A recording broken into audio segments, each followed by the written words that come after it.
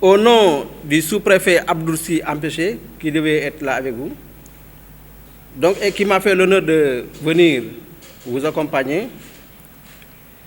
En cette heureuse circonstance, permettez-moi tout d'abord de magnifier l'idée.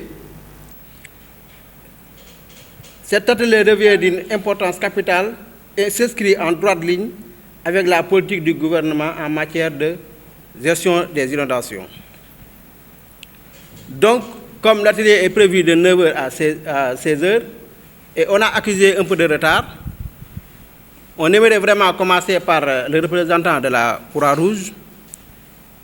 Ensuite, nous allons donner la parole maintenant au représentant du maire, ou bien le responsable du projet Practical Action. Ensuite, donner la parole maintenant aux différents représentants des différentes communes. Commune de Thiès-Nord, commune de Thiès-Sud et le représentant de la commune de la mairie de ville. Donc, sans tarder. Messieurs les représentants de la mairie de la ville de Thiès, des communes de Thiès-Nord et de Thiès-Est, chers participants, merci beaucoup à vous de votre présence. Je vais donc faire ce discours au nom du directeur régional de Practical Action, Edwin Obiero, qui malheureusement n'a pas pu donc nous joindre pour cet atelier. Donc je me présente Alioune Ndiaye, je suis le responsable thématique de la résilience climatique au niveau de l'ONG Practical Action. Donc l'objet de cet atelier s'inscrit un peu dans la suite de l'atelier de lancement que l'on avait consacré au projet RESALERT. Le projet RESALERT, donc, qui est le projet axé sur le renforcement de la résilience communautaire face aux inondations grâce à l'amélioration des systèmes d'alerte précoce. C'est un projet que l'on mène avec des partenaires comme Jokalante et Agrimet, le Centre régional climatique en Afrique de l'Ouest et au Sahel. Mais aussi, nous avons donc d'autres partenaires avec lesquels donc, nous travaillons sur ce projet, comme l'Agence nationale de la météorologie, l'ANACIM. Et je salue aussi donc, au passage aussi donc, leur présence donc, à cet atelier, ainsi que la Croix-Rouge avec laquelle nous travaillons depuis 2022 au niveau donc, de la commune de Thiès et nous continuons donc depuis lors cette collaboration. Donc, comme je le disais, l'objet de cet atelier, c'est vraiment axé sur ce projet RESALERT, axé sur les systèmes d'alerte précoce face aux risques d'inondation.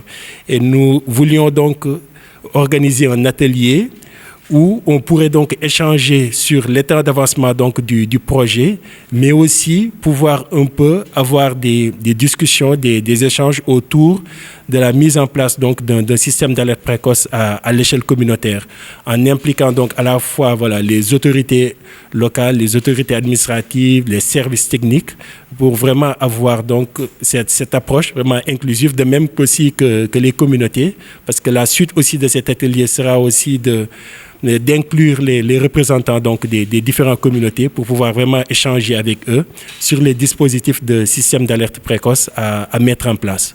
Voilà.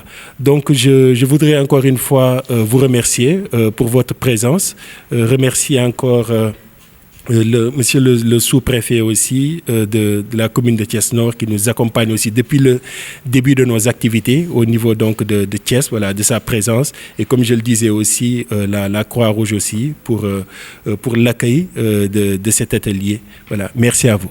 Les représentants des communes Thiès-Nord, Est et Ouest, monsieur le représentant de l'ONG Practical Action, mesdames et messieurs, chers participants, c'est avec une grande fierté et un immense plaisir que je me retrouve aujourd'hui en tant que représentant de la ville de Thiès, mais également le directeur des services techniques pour l'ouverture de cet important atelier de coproduction communautaire, renforcer la résilience face aux inondations grâce à l'amélioration des systèmes d'alerte précoce. La ville de Thiès, comme beaucoup de nos localités, est régulièrement confrontée aux défis posés par les inondations. Il est donc crucial que nous soyons bien préparés et que nous disposons des systèmes efficaces pour anticiper et réagir rapidement à ces situations d'urgence. La mise en place d'un système d'alerte précoce représente une avancée majeure dans notre stratégie de gestion des risques face aux inondations. Ce système ne peut être pleinement efficace sans communication claire, rapide et précise. Il nous offre l'opportunité de travailler ensemble, de proposer des solutions endogènes et concevoir des messages qui seront compréhensibles et utiles pour toute population de la ville de Thiès. Je tiens à m'exprimer à ma profonde gratitude à tous les participants aujourd'hui, qu'ils soient représentants des autorités locales, des experts en gestion des risques d'inondation, membres de la société civile ou encore des représentants des médias. Nos vifs remerciements face à l'endroit de l'ONG Practical Action, qui est le porteur de ce projet, et à l'ensemble des acteurs du projet. Maintenant, comment faire face à cela? C'est d'où l'importance du mot résilience. Il faut vraiment renforcer ces populations à ce qu'elles soient vraiment aptes, n'est-ce pas, à se construire et à se renforcer, apprendre à vivre avec, n'est-ce pas, ces intempéries. Et ça, c'est des défis. Maintenant, quelle serait l'attitude de ces individus, de ces populations par rapport à ces défis? C'est vraiment avoir une résilience par rapport à ça. Mais il faudrait des mains, des gens, des acteurs pour aider cette communauté à faire face à ces défis. Et c'est là où se trouve maintenant l'importance de cet atelier et des activités que mènent, tant bien que Practical, Jokalante, Agrimet, etc., et toute la communauté. Donc c'est un travail de longue haleine qui n'est pas du tout facile, mais avec cette détermination que vous avez déjà, avec les acteurs qui sont là, je crois que nous y arriverons. Et moi, vous m'excusez de ne pas se présenter, c'est M. Isaac Ndiaye, donc je suis le président de la Croix-Rouge départementale de Thiès. Donc nous vous accueillons dans nos locaux et vous souhaitons vraiment la bienvenue, tout en espérant vraiment que cet atelier se déroulera dans de très bonnes conditions. Nous vous remercions. Vraiment, c'est avec un immense plaisir que je partage avec vous l'atelier qui parle sur les inondations. Remercier aussi le représentant de Practical disponible pour vous accompagner sur vos actions. Parce que les conseils, nous sommes l'interlocuteur des populations envers les ONG. Vraiment, je vous remercie et je vous souhaite de passer aussi une excellente journée. Merci beaucoup. Je suis maire adjoint à la commune Thiès-Est. Je suis aussi le président de la commission Habitat, Urbanisation et Aménagement du territoire. J'ai un immense plaisir d'être présent ici avec Practical Action et les différentes structures. Nous sommes le sous-préfet, l'ensemble des participants ici présents. Donc, am yaakaar nag lépp loo xamante ni waxtaanee nañ ko fi rek dina doon luy njariñ askan wi di xam ne rek aussi inondation yi constitué na benn problème majeur boo xamante ni depuis bien des années Thiès mi ngi koy subir xëy na nag cette année-ci avec le nouveau régime différentes initiatives ont été prises en vue d'éradiquer définitivement cette fléau. Les caractéristiques du système d'alerte précoce. À Lyon, on a déjà touché à certaines. Dans le travail que nous faisons avec le Croix-Rouge et les autres partenaires ici, donc on cherche à développer et à mettre en œuvre un système d'alerte précoce qui est centré sur les personnes. Ça veut dire les personnes qui sont nécessaires de prendre ces actions, les actions dont j'ai parlé. Pas de n'importe qui, les personnes que c'est nécessaire, qui reçoivent les messages pour que les actions nécessaires soient prises pour que on essaye de réduire les pertes et dommages de cette inondation qu'on prévoit qui va venir. Notre système doit être inclusif, ça veut dire qu'il faut que les plus vulnérables aussi reçoivent les messages nécessaires, qu'ils soient vulnérables parce qu'ils ont un handicap physique, qu'ils sont vulnérables parce qu'ils sont pauvres, donc ils n'ont pas un smartphone, ils n'ont même pas peut-être un téléphone simple, hein, où ils n'ont pas l'argent, donc le téléphone n'est pas chargé et c'est posé. Donc, et que aussi qu'ils puissent prendre les actions nécessaires. Et on cherche aussi à un système qui est durable à Thiès, hein, que c'est pas la fin des actions de Practical Action ne veut pas dire que c'est la fin du système de l'aide précoce. On cherche à concevoir un système qui peut être durable et un système aussi qui peut être réplicable. Hein.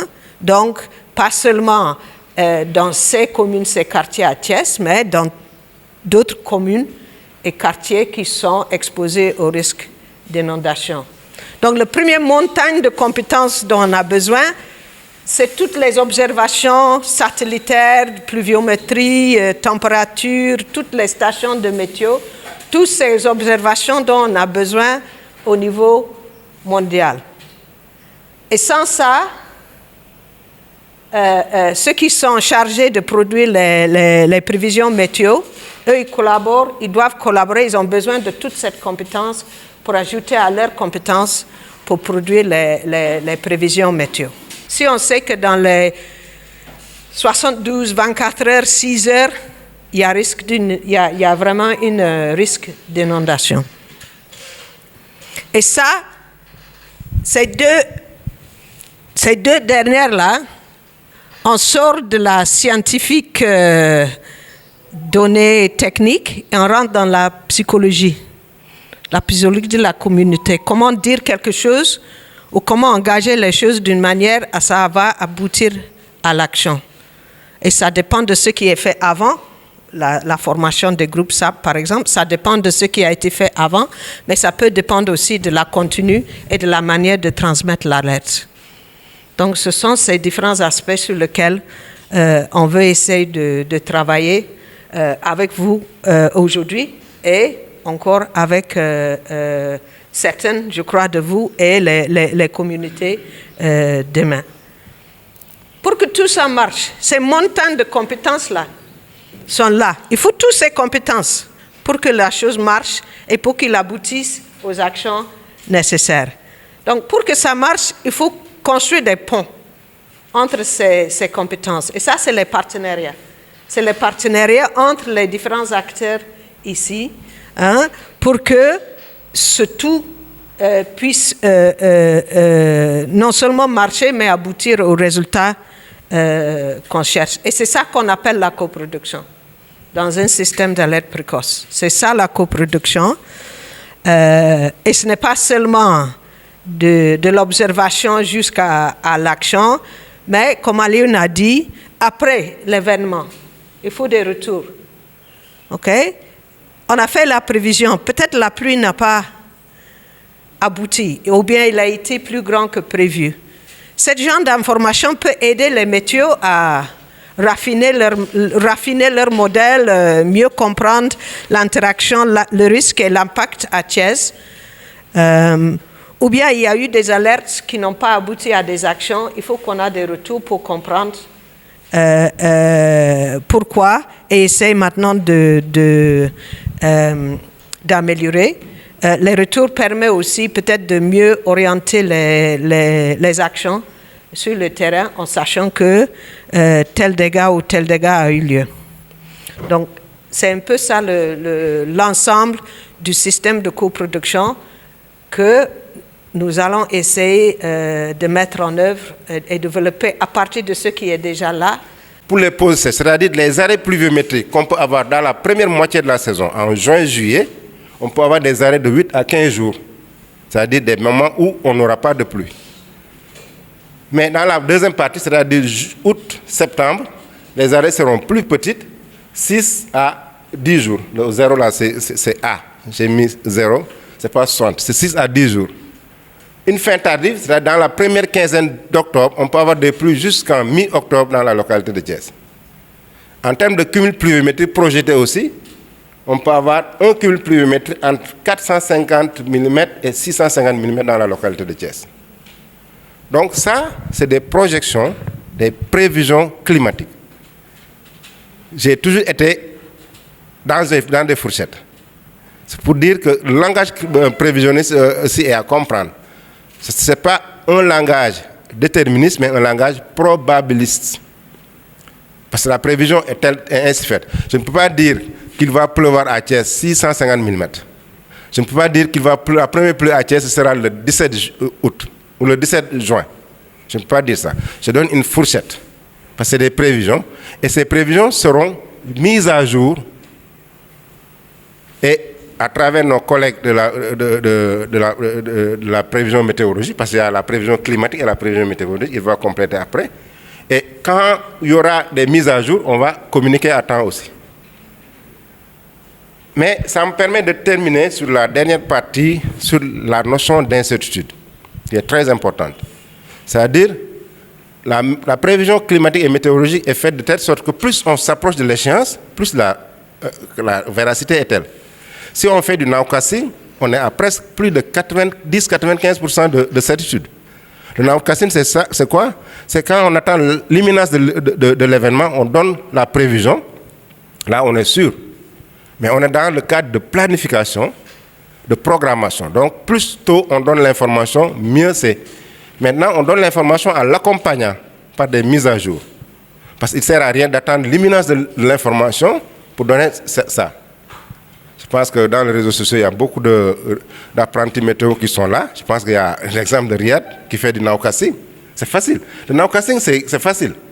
Parce que quand on est là, dans 2 jours, on peut faire des prévisions sur Thiès. Mais cette prévision, le matin, quand on fait le briefing le matin, ce qui arrive dans la journée, on est à presque plus de 90%. Mais dans le cadre des programmations, il faut donner l'information très tôt, accompagner cette information, au besoin faire des mises à jour, des rectifications pour donner l'information. Parce que plus tôt on donne l'information, mieux c'est pour celui qui fait de la programmation ou de la gestion des inondations.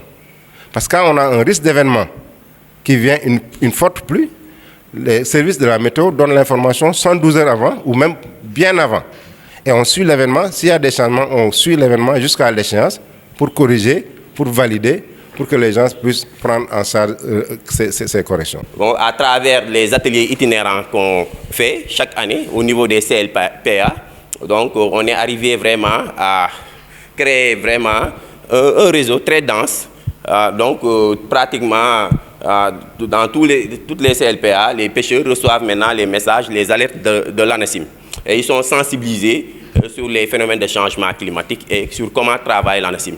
Les ressources en eau, tout à l'heure, mon collègue Diabel l'a dit, quand on parle de pluie, donc toute cette quantité d'eau-là va se déverser au niveau des cours d'eau. Donc la météo a un rôle vraiment crucial en termes de prévision. Nous travaillons avec le ministère de l'assainissement chargé de la gestion de l'eau et des inondations. La santé aussi, la météo travaille avec le secteur de la santé à travers les bulletins de vagues de chaleur. Donc, chaque année, et c'est même la période, à partir du mois de février, mars, avril, mai, on a des températures très élevées dans certaines localités du pays. La météo travaille avec le ministère de la Santé en élaborant donc les zones à risque, les zones où les températures pourraient atteindre les 45 degrés. Et le ministère de la Santé ajoute des recommandations par rapport à ces zones. Donc c'est un bulletin qui est fait sous la collaboration du ministère de la Santé. Le secteur de l'énergie. En période de chaleur, comme vous le voyez, la consommation d'énergie augmente. Donc les structures en charge de l'énergie, comme la Sénélec, ils sont très intéressés par les prévisions de la météo.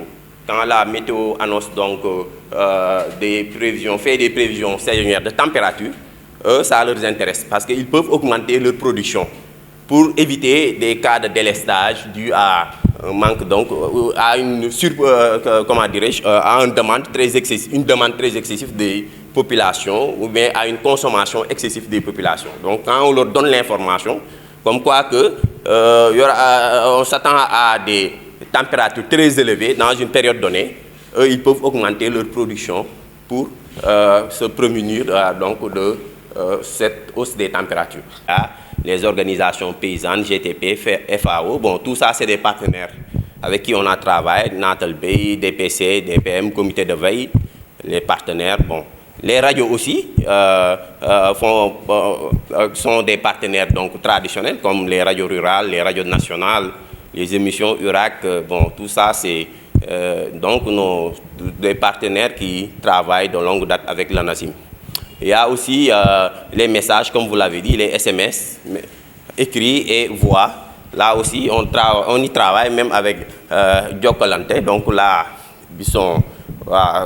c'est aussi des partenaires privilégiés de l'ANACIM pour vraiment la dissémination de l'information météorologique en empruntant ces canaux. Il y a aussi l'Internet, les plateformes digitales, l'ANACIM, à travers son site ANACIM aussi, donne des informations. Donc, tous les bulletins et toutes les prévisions météorologiques se trouvent au niveau de la plateforme de l'ANACIM.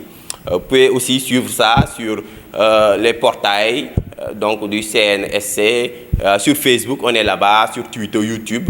Et aussi, il y a le bulletin météo télé, le bulletin classique dont Diabel fait partie des, voilà, des présentateurs. Donc, ce bulletin aussi, chaque jour, chaque soir, à la RTS, tout juste après le JT de 20h ou bien le journal Wolof, il y a un présentateur météo qui vient donner l'information pour les prochaines 24 heures.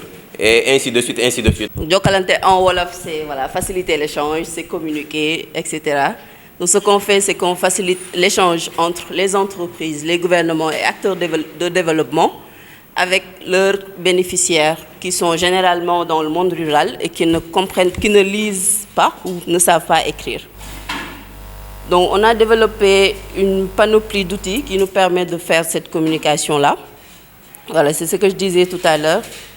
En Wolof signifie faciliter l'échange. C'est une entreprise créée en 2016 à la suite donc d'un projet de l'USAID. Donc notre vision est que chacun, indépendamment de son sexe, de sa situation géographique, de sa langue, puisse avoir accès à une information qui lui permet de prendre des décisions éclairées sur sa vie. Si nous prenons exemple sur les pêcheurs qui vont en mer, qui dépendent beaucoup des prévisions climatiques aussi de l'ANACIM, s'ils n'ont pas l'information qu'il y a un phénomène dangereux en mer et qu'ils y vont, il y a un risque de perte en vies humaines, en matériel, etc. Donc c'est des situations comme ça sur lesquelles on travaille. Notre mission, donc, c'est de connecter les organisations à leur public, leur permettant d'être plus innovantes, plus inclusives, etc. Dans l'inclusion, on met tout cet aspect d'inclusion sociale, que ce soit pour les personnes à mobilité réduite, pour les femmes ou pour les personnes qui n'ont pas nécessairement la possibilité ou la capacité financière d'avoir accès à certaines technologies. Ça, c'est un peu notre offre. Donc, nous avons plusieurs canaux qui nous permettent de toucher les personnes selon leur profil, selon leur niveau d'alphabétisation aussi. On utilise beaucoup le canal voix, mais ce n'est pas le seul canal qu'on a. On a le canal SMS, on a le canal USSD, on a aussi un canal call center. Ici, on a les différents services de Jokalante, donc la dissémination, comme ce qu'on va faire sur ce contexte d'inondation-là. La dissémination, on a l'information climatique aussi des conseils agricoles sur différents secteurs. Hein. Autant on l'utilise sur l'agriculture pour donner l'information climatique et des conseils agricoles, autant on peut l'utiliser aussi sur l'élevage pour alerter sur les feux de brousse, sur les maladies animales, les épidémies. Le relais de l'information, c'était très intéressant. C'est dans cette salle qu'on a décidé aussi qu'on allait faire des groupes WhatsApp avec les personnes responsables des groupes SAP des quartiers. Ce qui fait qu'on avait l'information en voix, on le mettait directement sur le groupe WhatsApp et eux, à leur niveau, se chargent de relayer sur les groupes de leur quartier, des ASC et d'autres par rapport aux femmes. La réception unique des messages, je pense que ça a été soulevé aussi ce matin. C'est une leçon apprise pour nous. Le fait que, voilà, quand on appelle, si la personne ne décroche pas et qu'on relance jusqu'à 4-5 fois, mais ne décroche toujours pas, et que l'information reste valide, c'est très important, l'information climatique, elle est périssable. Si l'information reste valide, les communautés voudraient avoir la possibilité de toujours l'écouter. Pour ce point-là, on a dit cette année, on va aller vers un autre service qu'on a développé, c'est-à-dire ne plus se limiter à envoyer le message seulement, mais que cet enregistrement-là soit positionné sur le numéro. C'est-à-dire, oui, on envoie le message, mais si vous rappelez le numéro, vous allez écouter le message tant qu'il est valide. Donc, tant que le message est valide, on le positionne sur le numéro. C'est le service IVR, donc on appelle. Vous n'avez qu'à rappeler le numéro et vous pouvez réécouter l'enregistrement. Donc, l'utilisation de la langue locale aussi a été quelque chose de très apprécié par les communautés et l'inclusion sociale. Donc, je vous ai montré tout à l'heure un message d'une personne âgée. On a aussi beaucoup de messages dont des femmes, aussi des personnes en situation de handicap par rapport à la mobilité. Donc, je pense qu'il y avait un message qui disait que l'information était très importante pour elle, dans la mesure où elle avait des activités à faire. C'était une femme à mobilité réduite. Elle avait des activités à faire, mais attendez qu'on lui dise que la saison s'est arrêtée, ou bien qu'il y avait une pause pluviométrique pour pouvoir faire ça. Parce que durant l'hivernage, avec les inondations, c'est difficile pour elle de se déplacer. Donc l'information climatique qu'on va envoyer sur les téléphones va être aussi disséminée à travers la radio pour une plus grande couverture. On aura des spots de sensibilisation pour tout ce qui est action à faire par les communautés elles-mêmes dans leur environnement, ou bien des actions de sensibilisation par rapport à penser à aider les personnes à mobilité réduite, ou bien penser à interdire aux enfants de sortir, ce genre de choses. Par exemple, s'il y a des orages. Il y aura aussi des émissions radio interactives, un point très important, parce que ce sera vous, les services techniques, les experts dans les domaines prédéfinis et importants pour cet aspect inondation-là qui allaient être conviés. Il y aura l'ANACIM, il y aura l'ONAS, il y aura les gens de la SONAGED, les sapeurs-pompiers, la Croix-Rouge, tous, chacun, dans ce que vous faites, vous pourriez être invité, parler à cette communauté-là, tout cet aspect de sensibilisation, mais aussi de changement de comportement. Surtout avec la SONAGED, je pense. Tout cet aspect de changement de comportement par rapport à la gestion des déchets, par rapport au comportement à avoir, dans ces aspects d'inondation-là, ce sera très important. Et je pense que, voilà, vous qui êtes présents aujourd'hui ici, vous avez l'information. Je vais prendre vos contacts. Une fois qu'on aura stabilisé tout ce qui est radio, on pourra vous contacter directement. Parce que c'est un aspect très important. Ce n'est pas à nous de faire ce relais d'information. On peut avoir l'information, mais c'est vous qui êtes dans la zone. Vous connaissez mieux le terrain que nous.